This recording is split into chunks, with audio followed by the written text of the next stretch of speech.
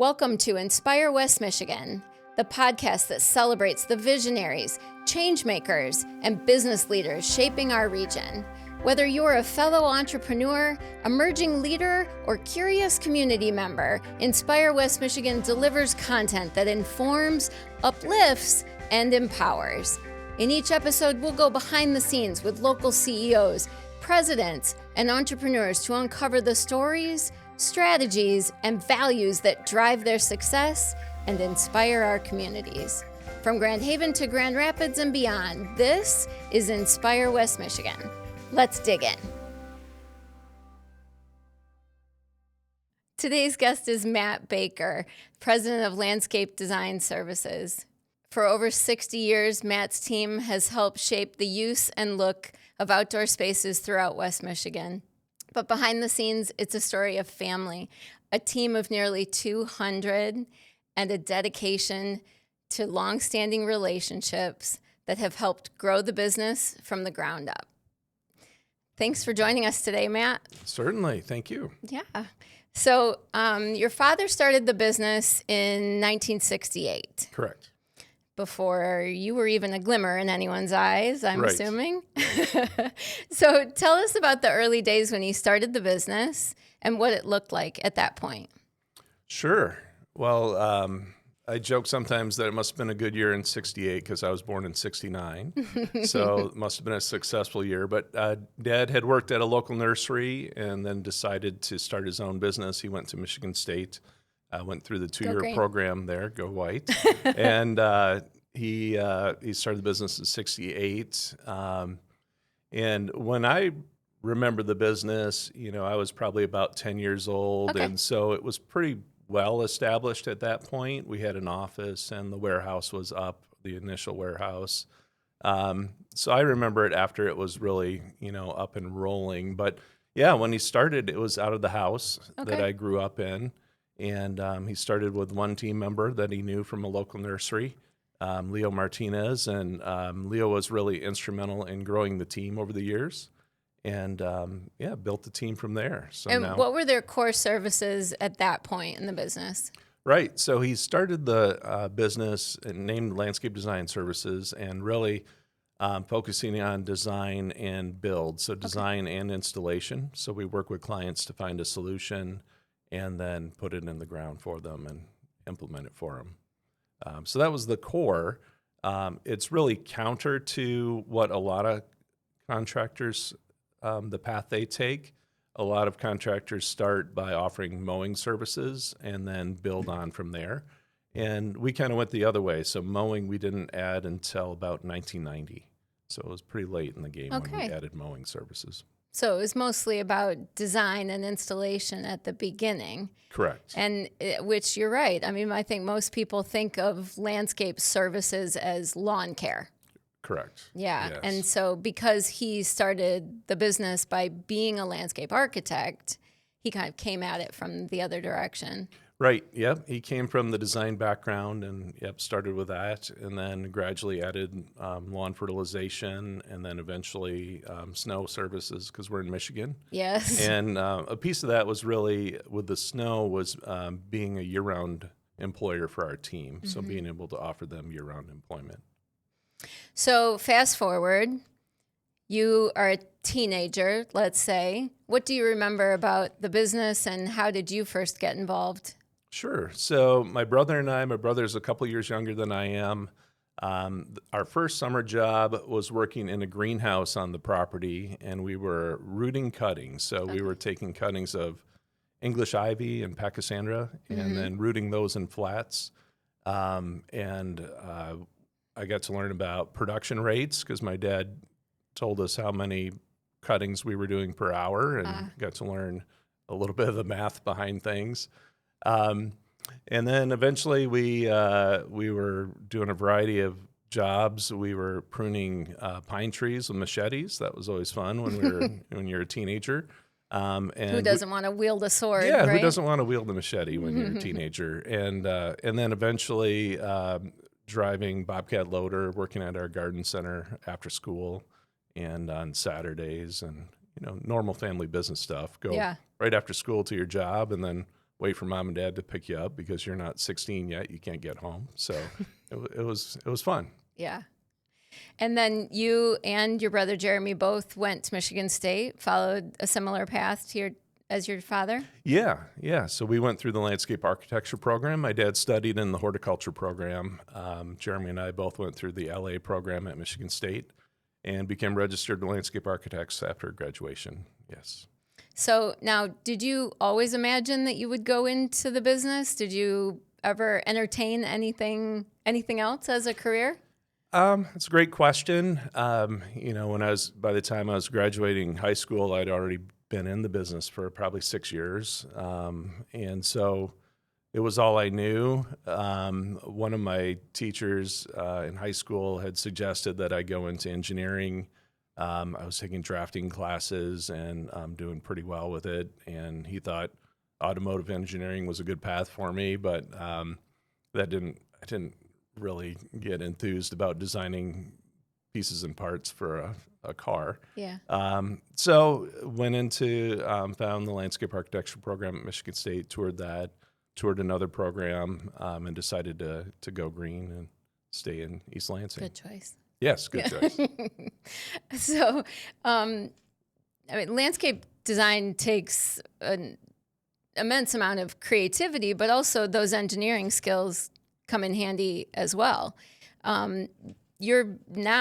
Today, the business includes not just landscape design, but also the design of hardscapes as well. Can you tell us a little bit more about how that works? Sure. Yeah. So there's a lot of times the hardscape design, which would include sidewalks, driveways, retaining walls, a lot of times that is earlier before the plant material is designed, and often the plant selection isn't done until one of the last steps. So really starts with designing the structure of the hardscapes to fit our clients' lifestyles. So reflecting how they want to use the space, how many people might be on the space, how to move them through the space. A lot of aspects, but yeah, there is some engineering then too when you start getting into structures and even patio design, how that's set up.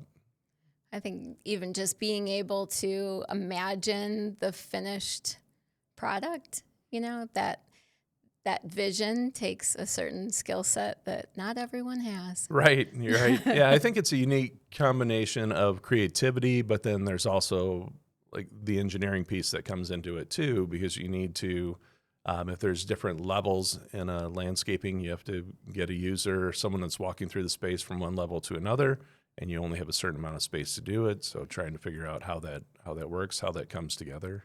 Quite often our designers are tying together a lot of elements. So one of the more complex things to work into a property are swimming pools. Because swimming pools, it's a great big space that's level. And quite often you have multiple entries off a house, and you might have decks, and you might have patios, and then you have different use areas. You have a grill space, you have a dining space, you have a recreation space. Sure. And how do you pull that all together, and how do you level it out? So a lot of times there's retaining walls involved, and a lot of different elements to bring together to make it into one solution. Yeah, those are some big jobs. Yeah, they can be. They can be. So going back a bit to your early days in the company. Mm-hmm. So you joined as a landscape architect. How many people were on the team at that point? I think, so I came on full-time in 1991.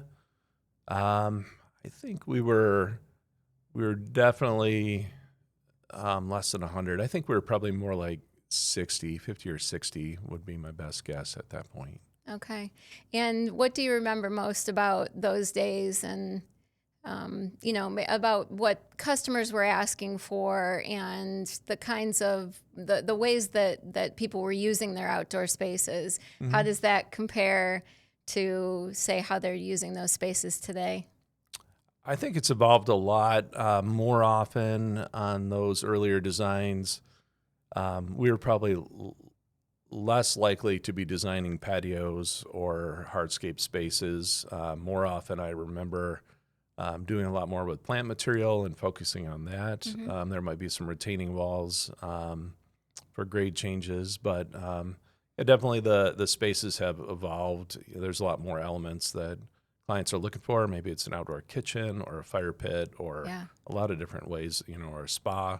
A lot of different items that they bring into the space, just whatever fits their lifestyle, whatever they like. So your father's partner, right from the very beginning, was a man named Leo Martinez, correct? Leo was not a partner, but he was a great help in the business. Yeah. So Leo, Dad knew Leo from a local nursery, and Leo was instrumental, like I said, in building the team. So he brought a lot of family members and friends into the business, and we still have a number of the Martinez family that work in the business today. So a little bit of story of two families. Yeah. And That's Leo fantastic. Leo went on to he started in '68 when Dad did. And then he studied at Michigan State, went through the 2-year program there, and became one of our designers, and then held that role until he passed away in the 1990s. So That's great. really instrumental in the team and the development of the business. So, so you started in 1991, and your father was involved in the business well into the 2000s, leading right up to the recession, correct? Correct. Yeah. So Dad retired fall of 2008. Yeah, just in time to Yes. leave it Yes. to you to figure out this lovely turn of events. Right. Someone commented that, well, he knew how to go out on top. And I'm like, yeah, he did. He did well. So what did you learn from him in the early days that helped you as you were coming into a more leadership role in the business, that helped you feel prepared? I think we weren't really a company that was like focused on like vision, mission, values like you hear often now. But my brother and I could kind of pick up from Dad, what his values were. He definitely valued people. It was people over profits. It was the team, the community, the fact that we were able to offer gainful employment to a number of families, throughout the business and support them. And that was really Dad's biggest focus, was really about people, and then reinvesting into the business as well. So we saw that, just from the family side, just, that was his passion. That was, and it was more for the team, to build the business. Yeah. And how much of the team is seasonal today versus full-time all year round? Sure. So we peak, as you mentioned, nearly 200 team members. We're hoping to crest that number this year. But in the winter, when we're snow plowing, on weeks we're plowing, we're at about 130. Okay. And then weeks we're not plowing, it's a little bit less than that. So right now, today, I was just checking, we crested about 150. We're still ramping up. We have returning team members, and then there are some that don't start up until the weeds start growing. Sure. So we've got a couple dozen that help us maintain our clients' properties throughout the summer. So. Well, spring has already sprung for you. You've been working for probably, a couple months at this point? Yeah, we started up in March, more in earnest. We're ready for warm weather. Yeah. When it's cold, it's not terrible. And when it's wet, it's not good. So we're ready for warm. Yeah. For sure. Yeah. So what has been the biggest challenge that you have faced, and how has it changed since 2009 when your dad retired? Yeah. First it was the baptism by fire, right? Yes. So we had, in 2008, our revenue had dropped about 10%. Okay. And then Dad retired. We knew it wasn't great. But in 2009, it dropped by another 37%. So we were, almost down to half the company that we had been as far as revenue, and that was really the biggest challenge, I'd say, in my career since being in the leadership role. It was was not good. And it was, first we started by, well, you probably don't call back the people that you don't want to call back anyway. And then, but when it got to the point where we were having to reduce the staff, and it was team members who were performing well, but you had to downsize to survive. So that was the worst of it. COVID was crazy, but we did get to, there was 5 weeks when we were shut down entirely, but got back to work relatively quickly compared to a lot of businesses. So well, and wasn't near as bad. for you, everyone was looking to get outside, and they were spending more time at home than they were pre-COVID. How did that change your business? We were in a business where demand increased. Yeah. So it was pretty crazy. Yeah, we had clients that were trapped at home that weren't spending money on vacations. We had clients from out of town. We have a lot of clients that have second homes here in beautiful West Michigan, and they were spending all their time in their second home. So we had a lot of clients who wanted to invest in their properties, and so our phone was ringing off the hook. 2020 wasn't terrible for us. We had crazy demand, but we were able to hire pretty well. We had hired up a lot of college students that couldn't find other jobs, and it was great to put them to work on the team. 2021 and 22 were really stressful because the demand was still there, and we just had it was hard to hire, so hard to find team members. Has that leveled out a little bit for you? It has. It's gradually gotten better. 21, 22 were the worst, and then 23, 24, 25, and now 26 have been better a little bit each year. And how much did the demand hold after COVID? Do you think that it changed the way people are looking at their homes and their outdoor spaces for good? Or are you seeing a change in that, a drop in that demand? 2025 was more normal. Okay. I would say we finally got back to a more normal year. And a piece of it is because some of the design, build, installation we do is with new homes. And so when home construction softens at all or home sales soften, that impacts us a little bit.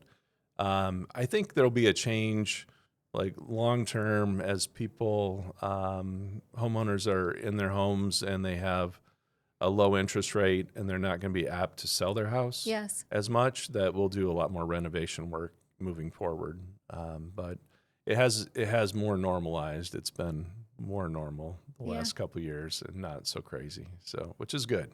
It's good. What other trends do you feel impact your business that maybe we wouldn't think of? That's a great question. Style changes the design. We try to reflect the client's style, the home style. A lot more modern styled homes in the last 5+ years. So a lot more straight lines in design. And so we reflect that a little bit. I'd say that's an impact as far as style. I think then there's the other challenges.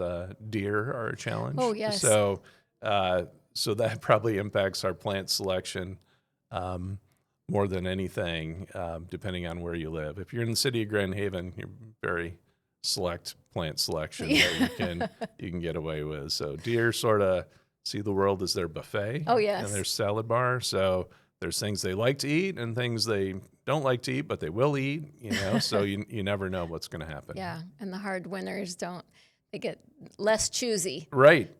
Yeah, they're pretty non-selective. So. Oh, goodness. So now when your dad first, I'm going to say, stepped away from the business, it sounds like he was slow to give up the title from our previous conversations. But between 2009 and 2019, you were kind of wearing lots of hats at that point, yes? Yeah, so in 2009, in the midst of the downturn, I started stepping away from clients and taking on more responsibility that we had initially kind of split up among leadership in the company. We needed some designers, each of us that were in a leadership role were designing and doing things behind the scenes. So I started taking on a little bit more of that behind the scenes, working with our lending partner, earning my master's in finance from them. And so it did change, gradually. And then eventually I stepped away from clients altogether. But the team has grown too. So in the downturn, we were at about 67 at peak. So we've about tripled that. So it's grown a bit as well. So which has been good to see. Yeah, that's really good to see. Yes. How much of the work that you do are you working with consumers, residential business versus working with businesses or builders and things like that? Working on more. Yeah. Our client mix is heavier towards residential, so it's probably about 80% residential clients, 20% commercial, and then our revenue split is still majority residential, but a little bit less so. Some of the commercial accounts are pretty large. Okay. So, but yeah, I think it's a healthy mix. So. And included in some of those commercial accounts, that includes like neighborhoods and things like that? Yeah, we term that as a commercial when we're doing multiple homes in a neighborhood. And then common spaces and things like that. Yep, common spaces and homeowner association work. That's a little bit more towards commercial side of things. Still residential in the fact that you've got a lot of eyes on the property. Right. A lot of opinions. So not commercial like it's a manufacturing facility where maybe no one goes out on the lawn. Right. It's still residential, but a little bit different animal.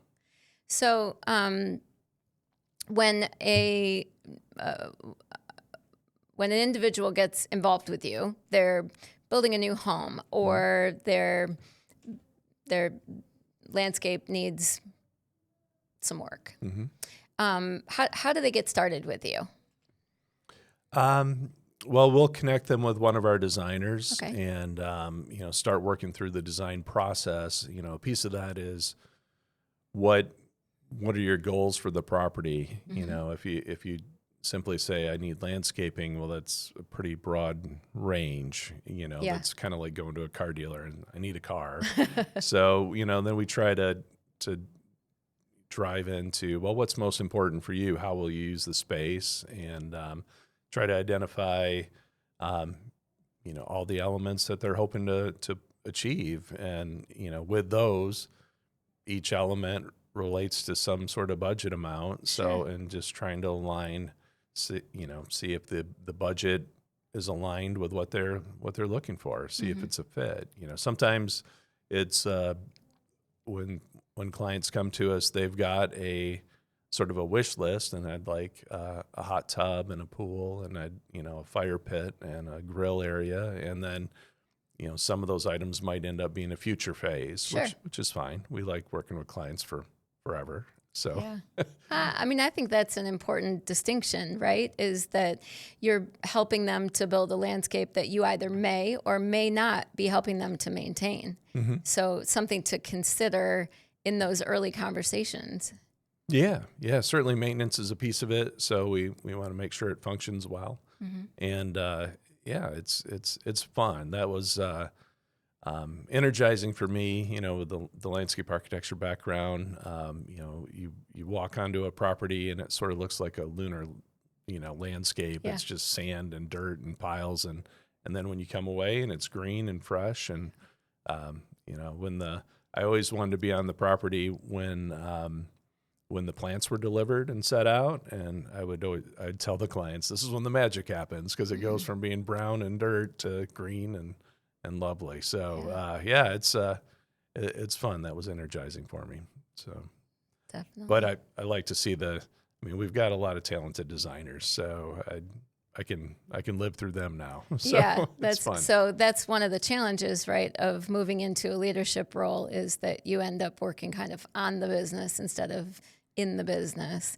What has been most challenging about that for you? I think it was definitely a mind shift. We have a great group of leaders and a team there, but just shifting gears. So when before Dad had retired, I was one of the group leaders, and then after he retired, I was leading the group leader meeting, and I had 8 other individuals that I used to be a peer, and now, I'm working with more directly at times and in a different relationship. So we worked with a leadership consultant to kind of work through that a little bit, and so that we could, even though we all knew each other for the most part for probably 2 decades, like a little bit more of how I'm wired, because maybe we didn't interact that often, and now we interact differently. So that was probably the biggest change, was that shift in relationship, I think. Yeah. And how does it work with you and your brother Jeremy both working in the business? Have you been successful in kind of creating a divide and conquer, relationship? Are there very clear lines between his role and yours? Yeah, well, we both didn't want the same job, so that was a good thing. That is a good thing. Yeah. So he, as far as like ownership, Jeremy's content being a silent partner. He likes that role. He doesn't want to be the person in front. He wouldn't want to do this for sure. And not that it's my favorite thing either. Right. But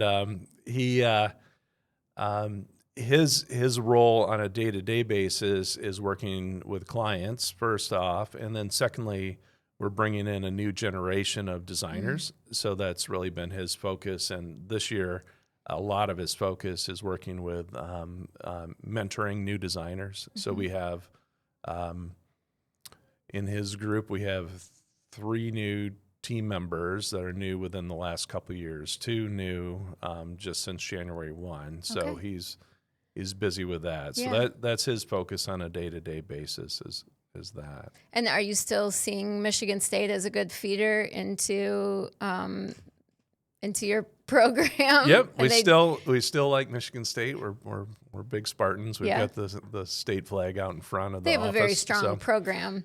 They do, yeah. Within the state of Michigan, it's the strongest. So they have both the horticulture program, which is great. So most of our designers either have a 4-year horticulture degree, or a landscape architecture degree. So the LA degree is a 5-year program at Michigan State, or the 4-year horticulture program.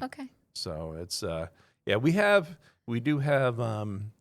We're not exclusive. We've got a Purdue grad on the team, and they have a good horticulture program.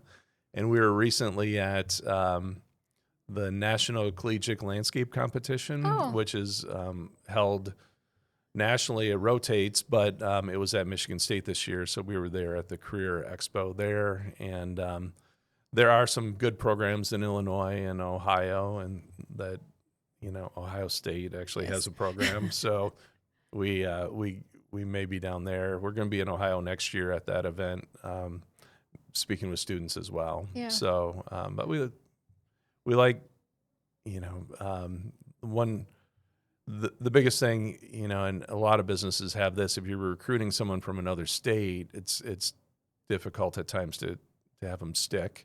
And it takes with a new designer, we go through an internal program that's a 3-year apprenticeship program. And so we've invested several years into them, so we'd love them to stick forever. Right. So it's always a little bit of a gamble if you're and what I find is that those people who have a connection in some way to West Michigan, family, or maybe they grew up here, things like that, it's certainly easier to attract them and to get that to stick. But it's a beautiful place to live. It is. Fortunately, once people experience what it's like to live here, Yeah, makes it easier. We're on the other side of things. Drew, a new designer with us, spent about 7 years in Colorado and then wanted to get closer to home. So I had met Drew 7+ years ago at Michigan State at an event, and he reconnected with us, and so he came on board in January. So Nice. we're excited to have him on the team. So that's fantastic. And what are you learning about the younger people coming out of these programs, whether it be Michigan State, Ohio State, Purdue? Are there things that they are learning that are different from what you remember learning, or the way that they're learning? The things that they bring to the business that help to keep the rest of the team inspired? Yeah, I think part of the challenge, and you and I spoke about how I used to be one of the young designers. My dad and Leo and Rick on the team were sort of the older designers, and now all our young designers are about 50 years old, plus or minus.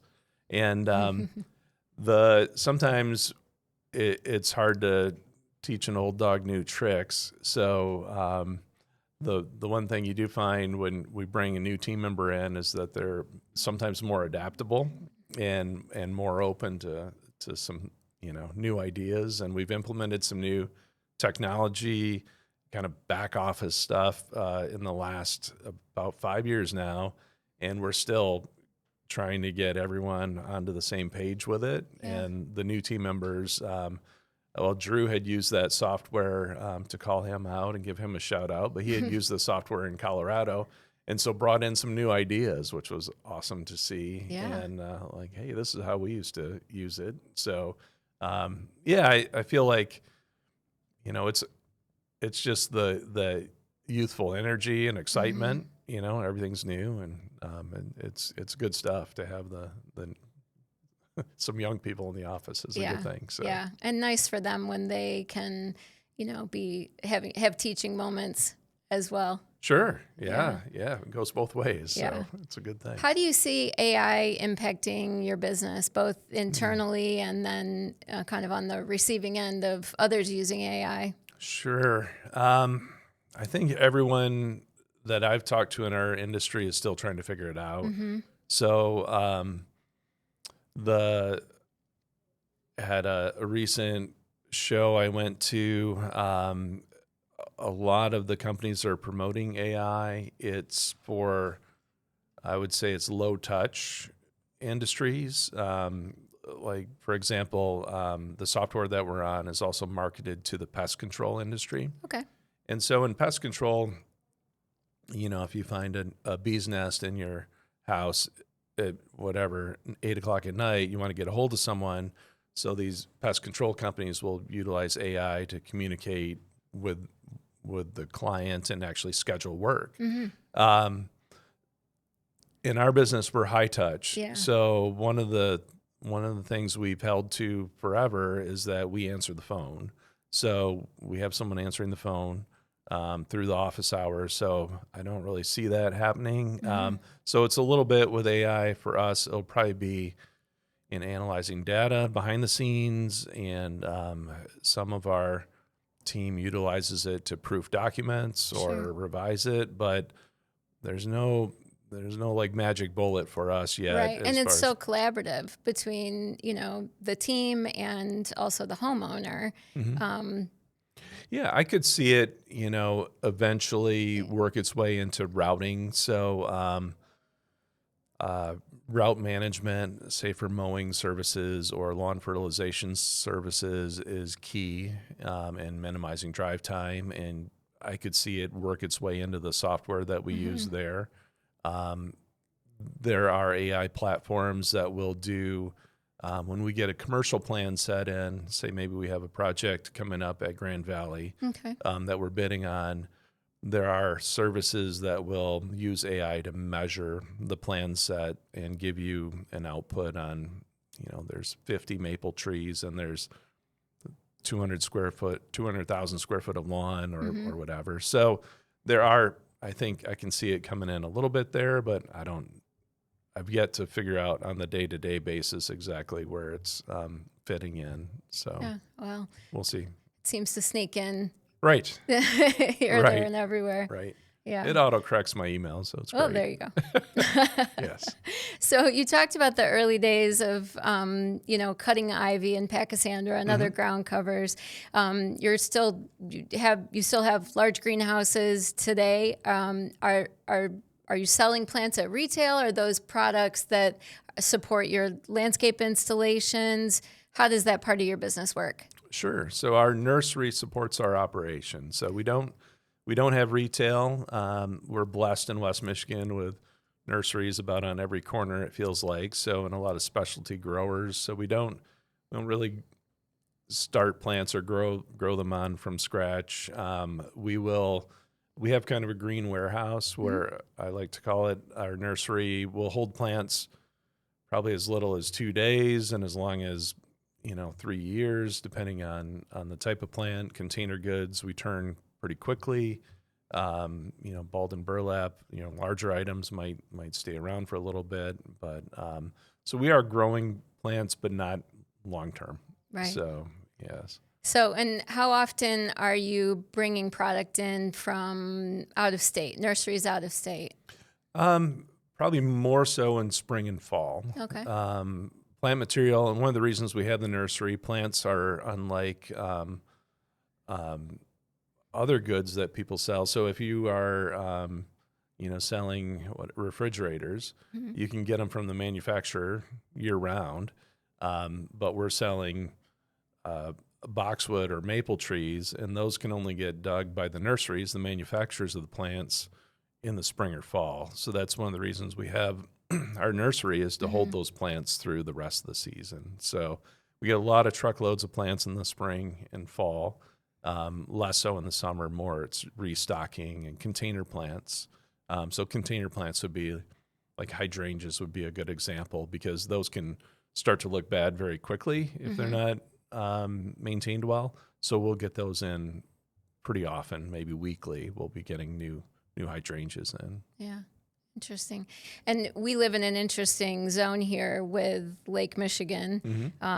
It changes the types of plants that we can grow, even as it compares to further inland in the same state. Yes. How does that impact your design?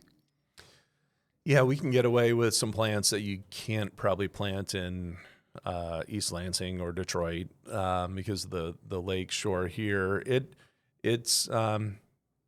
just plays into the plant palette that we can work with. It's always interesting though, coming out of winter, there'll be some sort of, we might come across something like this winter was not super cold. It was long in duration, and sometimes we'll see plants impacted by that you wouldn't expect to be impacted. So it's never. There's never a typical winter, I don't think. So, and a lot of times plants that make, 10 years, all of a sudden they get impacted by something, and, it's interesting to see. And we get on a lot of landscapes, so we'll see patterns, like there's a type of plant that, it's, we saw it at 7 or 10 different sites that got impacted, and you wouldn't expect it to. Yeah. So you never know what's going to happen. So. Well, it's a pretty fun business to be in because it allows the homeowners to enjoy their home in a little bit different way, to have pride in their home. Granted, I am married to someone who's been involved in the horticulture industry for a long time. So at my house, it's a constant topic of conversation. But for your team, they have to, stay up on so many different things. There's new plant introductions all the time. There's new colors that homeowners are thinking about, new housing styles, things like that. How, as a leader of the company, have you helped to keep your team inspired and, aware and continuously learning? Sure. Well, well, in the spring season, we're just 100 miles an hour. So in the winter, we try to do continuing education. We brought in one of the local nurseries this year, and they typically visit us in the winter, and they came in and did a lunch and learn and went through probably, it felt like 100 plants in about an hour, and with new introductions and just trying to stay up to speed with what's going on. There's also statewide association meetings in the winter too. So utilize the winter for that. We also have some designers that are involved with the APLD, I think is the right initials, and they went out to San Diego last year on a landscape tour. The state of Michigan has the Michigan Nursery and Landscape Association, and they have a landscape tour in the summer too. So we've attended that, and just trying to stay in touch with what's going on. Yeah, so take advantage of a little bit of downtime to. Yep, at times, and just stay connected. Yeah, that's fantastic. So, what do you see happening in the future for landscape design? What might change in the next 5 years? Anything on the horizon for you? Yeah, Jeremy and I are really focused on, setting the business up for the next 50 years. Now it's probably the next 40 years to get us to 100. And that won't involve me, right? Because I'm not going to work. I can't work another 40 years. So, but some of it's that we've been working on some succession planning internally. We've got Rick, who was one of our early designers, has been on the team 54 years. So he's still designing, not full time, but he's still on the team. But Jeremy's working on building the company to last with our design team. Mm-hmm. We've also been one of the things we learned, or one of the goals Jeremy and I set coming out of the downturn, was increasing the amount of maintenance services we did. Mm-hmm. So at that point, we were doing less than 20% was our maintenance services, and we've really focused on growing that side of the business. So now it's over half of our business is maintenance and snow services. So that's a big piece of it. We're also taking a big step this year. We're opening a satellite warehouse in South Haven. So we've done a lot on the property that we're at between Holland and Grand Haven, and we travel on a daily basis about a 40-mile radius. So you'll see our trucks in South Haven, in North Muskegon, in Cascade, Ada, East Grand Rapids, so all from that one location. But we're opening the warehouse in South Haven, so it'll allow some team members to work there that live there. So that'll be that's good really for us. Nice. They're not having to travel back here to get supplies and things like that. Yeah, much more efficient. Yeah, we had a number of trucks going to South Haven every day, so it looked like a caravan on US 31. So it'll be much better. Much better. So I kind of skipped this over, but we talk about kind of ongoing maintenance for residential homes. In most cases, those are landscapes that you designed and installed, and then continue to maintain. We have a lot of homeowners that the houses here in West Michigan are their second homes. Mm-hmm. How does that relationship work with those customers? Yeah, we maintain properties that we installed the landscaping on, but some that we didn't, and that they're looking to improve it, or they're looking for a relationship with a provider that that they can just trust. So with second homes, it's definitely interesting. I think in today's world of text and email, it doesn't really matter where people are. It is odd that we were talking earlier that we're on properties or clients' homes more than they are at times. So it is interesting. So we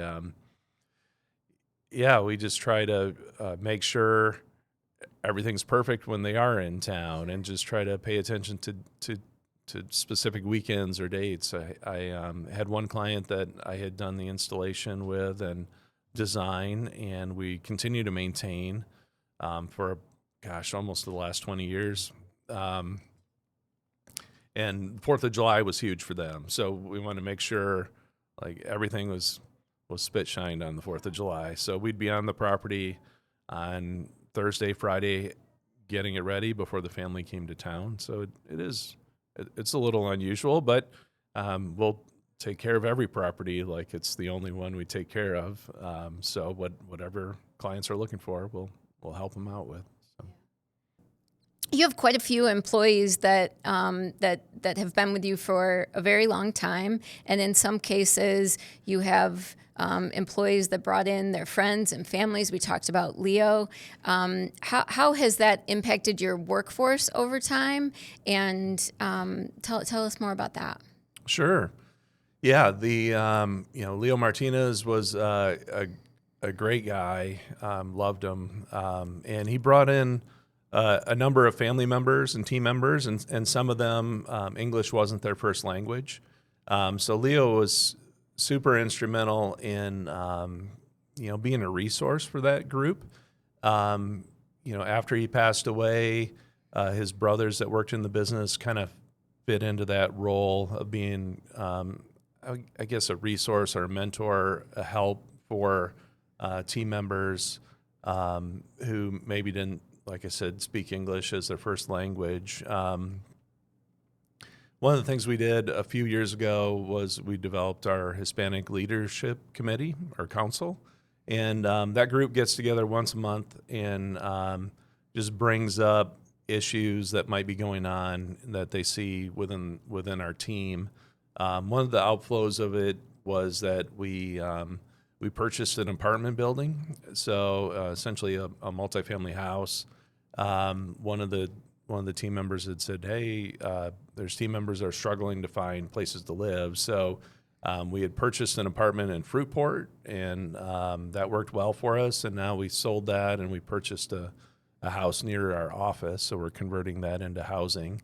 But yeah, we've got a couple HR assistants that speak Spanish as well as English, so nice. We try to support the team. And really, that Hispanic Leadership Council, they're there to support the whole team. It's not just Hispanic team members. So, but it's been really good. It's been helpful.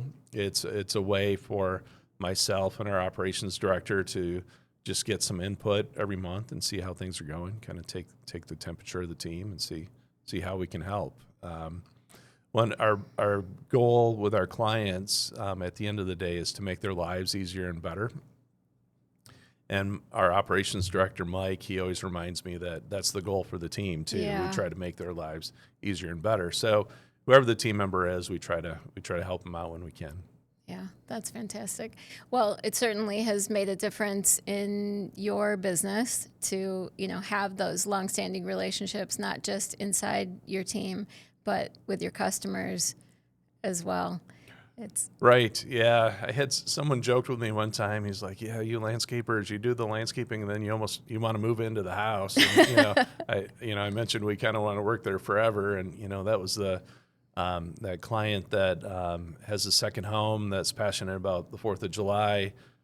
Yeah. I think I worked with them on the design in the late 90s, and we're still maintaining the property there today. So it's just fun to see and build that relationship. It's a great outflow. Absolutely. Well, you've certainly made a lot of the spaces in West Michigan, look more beautiful. Thank you. Yeah. Thank you. Yeah. The team does well. So they do. They do good. They do. Well, thank you so much for joining me today. I'm sure lots of people have learned a lot about what landscape design services can offer. Hopefully so. Thank you. Yes, you're welcome. Thanks.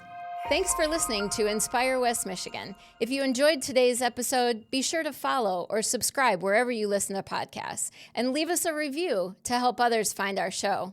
Visit inspirewestmichigan.com and follow us on social media for more behind-the-scenes stories. Until next time, stay inspired, West Michigan.